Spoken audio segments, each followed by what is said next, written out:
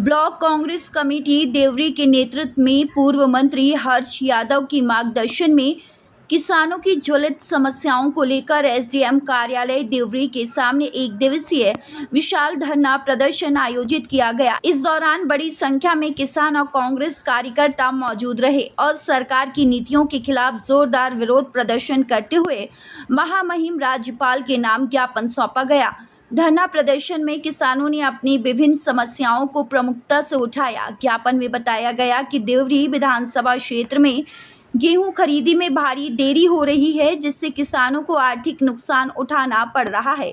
कई किसानों को समय पर भुगतान नहीं मिल पा रहा है। वहीं उपार्जन केंद्रों पर अव्यवस्था, तुलाई में देरी और क्षमता की कमी के कारण किसान परेशान हैं।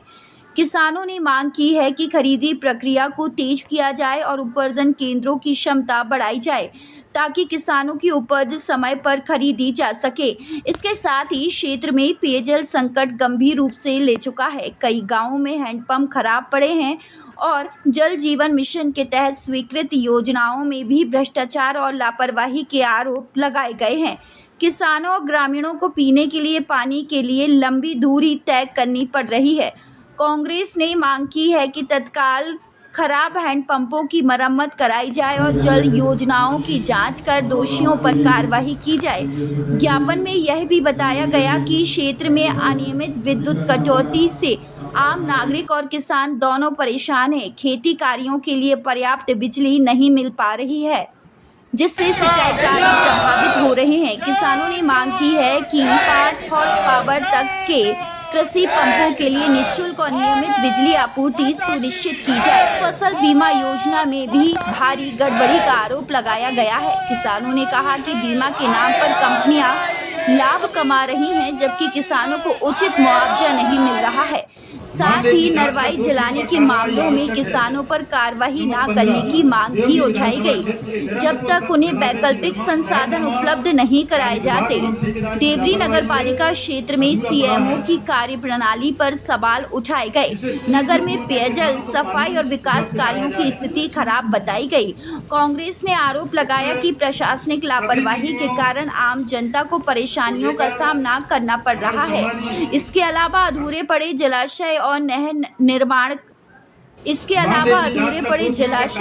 निर्माण कार्यों को शीघ्र पूरा करने, किसानों को पर्याप्त सिंचाई सुविधा उपलब्ध कराने और आदिवासी दलित वर्ग को पूर्व में दिए गए पट्टों पर तत्काल कब्जा दिलाने की मांग भी ज्ञापन में शामिल रही।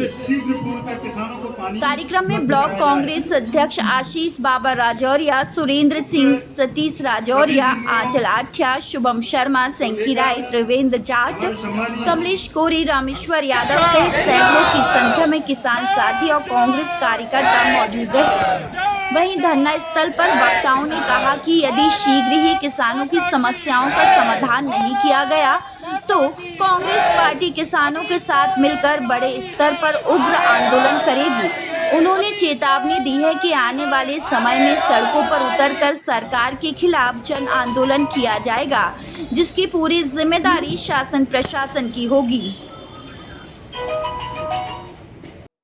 मध्य प्रदेश सरकार के तुगलकी आदेश जो लगातार जारी हो रहे हैं, चाहे वो पराली जलाने को लेकर हो, चाहे गेहूं खरीदी के मामले को लेकर हो, ऐसे अन्नदाताओं के खिलाफ लगातार मध्य प्रदेश सरकार के द्वारा कार्य किए जा रहे हैं। विभिन्न मुद्दों को लेकर आज हम लोग धरना दे रहे हैं और प्रशासन को जगाने का काम कर रहे हैं कि जब गेहूं का उत्पादन हमारा पर्याप्त मात्रा में हुआ है, एक तरफ मुख्यमंत्री जी कहते हैं एक एक दाना खरीदा जाएगा, कृषि मंत्री कहते हैं मध्य प्रदेश के किसानों का 8 गुना आय हो चुकी है। पूर्व कृषि मुख्यमंत्री और कृषि मंत्री वर्तमान में जो शिवराज सिंह जी हैं, वो कहते हैं कि हम देश के किसानों की आय 8 गुनी हो गई है। ऐसे में किसान परेशान है, गेहूं खरीदा नहीं जा रहा है, मक्का का हाल बेहाल रहा। मक्का कितने सस्ते दाम में बेचने पड़ी सबको मालूम है। आज हर किसान कर्ज में है।